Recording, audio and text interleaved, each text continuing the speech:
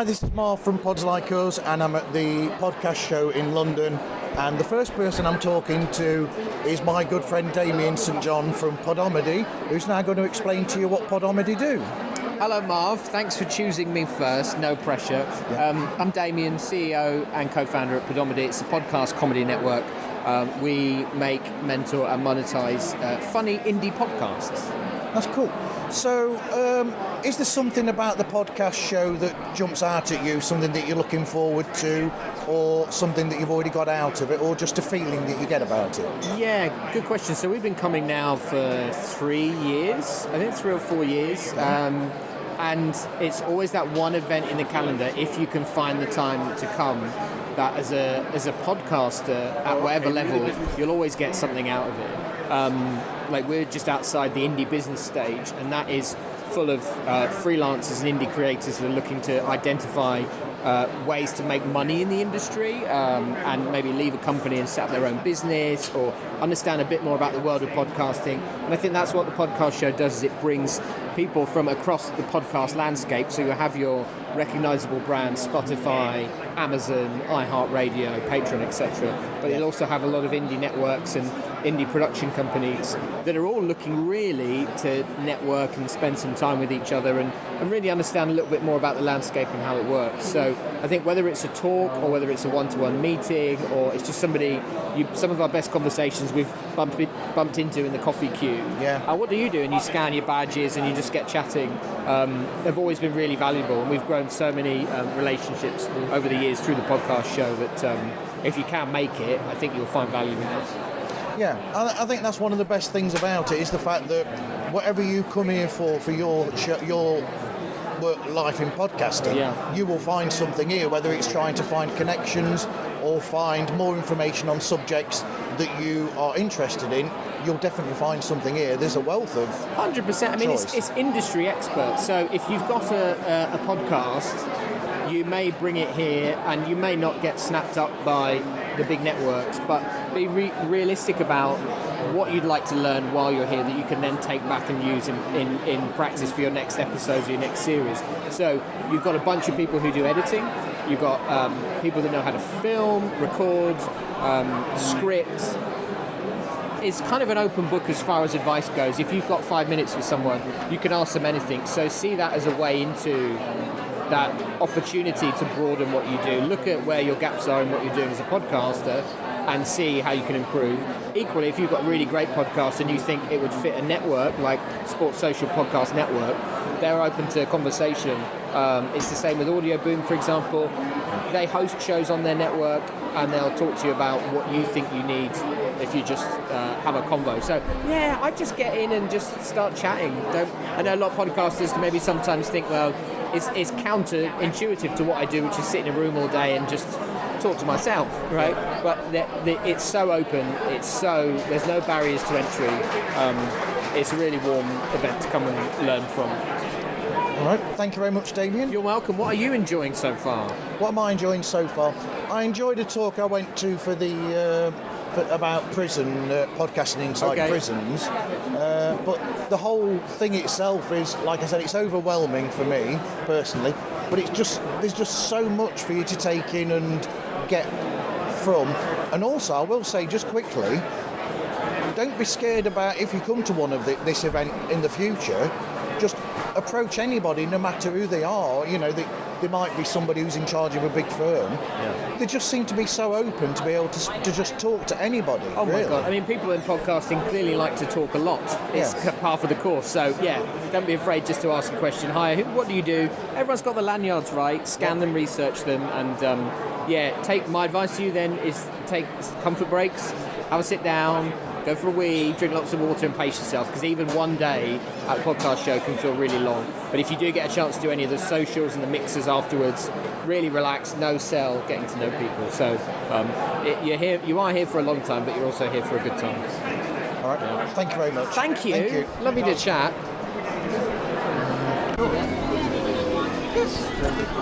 Hi, this is Marv from Pods Like Us, and this time I'm speaking with Cheryl Fergus Farrell, who is a freelance broadcast journalist and presenter. Do you want to explain to people what you do, please, Cheryl? Yes, absolutely. So I have worked for over 5 years in local radio. I've loved that. I'm also a podcast contributor on Inside Croydon, which is my local news outlet. And I've always loved the world of audio. Initially I thought that, I'd love to be in front of the cameras, maybe doing a bit of television presenting, but then I got into radio and realised that audio is the way forward. Being here today at the podcast show, it was eye-opening for me, because I would call myself a content creator, but not necessarily an active content creator. So I have all the ideas, but I'm just about in the process of putting that into fruition. So it was really interesting getting kind of insights from people working in that world. A lot of the sessions that I attended were sort of journalist focused, which was really good, which is what I'm interested in as well. Also, there was a true crime session as well. So for the true crime fans out there, I wasn't expecting that, but I absolutely loved it because I'm a big fan of true crime. So I would say to anybody that's, interested in audio, loves listening to podcasts, or might be interested in creating their own podcast, the podcast show is definitely somewhere to come to. You've got everything, and you've also got all the vendors there who sell all the amazing kit. So what more could you ask for? Brilliant. Thank you very much. Thank you, Cheryl. You take care. Pleasure. This is Marv from Pods Like Us, and this time I'm speaking with Ant McGinley, the Chief Development Officer, from Podomedy. Hey Ant, do you want to explain to everybody about Podomedy? Didn't Damien do that on his little bit? He did. Yeah, well, we're a podcast comedy network, and rather than just having a big slate of shows, we mentor the shows that come on board with us, and we share our own skills and knowledge and experience, as well as the skills, knowledge, experience and resources of the other shows that we have on the network. Yeah. And so everybody that comes, even if they're just with us for a year, they'll have a big step forward, whether that's in terms of boosting their audience, recognition in terms of nominations and awards, and sometimes both. Yep. So that's pretty good. And this is my 5th year here at this conference. I've also previously run my own version of this up in Manchester before this, Pods Up North, which some people might have been to. And I made my first podcast back in, we published it in 2006. And don't ask me how many podcasts I've made. I'm not even sure, even though I've tried to keep a record of them recently. Yep. But I'm on a lot of podcasts in one form or another. Either as a guest like this, as a producer, as a host, as a voice artist, as a soundscape designer, as a consultant. So, is there something about the podcast show, whether it's a talk that you've been to, we're on the first day now at the moment, or something specific about the show that stands out to you at the moment? So I would say, hey, you're right.